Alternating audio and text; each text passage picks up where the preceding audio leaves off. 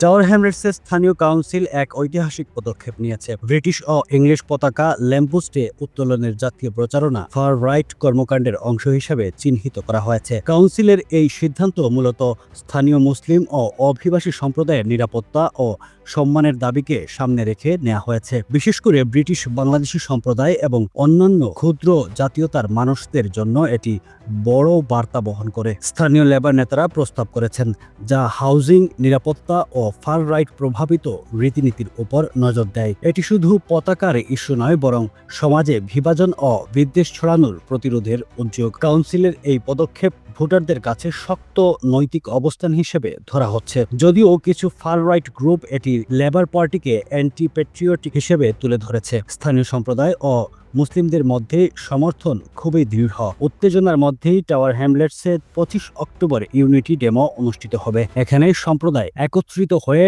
Fur right, ইসলামফোবিয়া ও জাতিগত বৈষম্যের বিরুদ্ধে শান্তিপূর্ণ প্রতিবাদ দেখাবে। এই পদক্ষেপ এবং সমাবেশ আগামী 2026 সালের মেয়র নির্বাচনের আগে টাওয়ার হ্যামলেটসের রাজনৈতিক ও সামাজিক আলোচনার কেন্দ্রবিন্দু হয়ে থাকবে।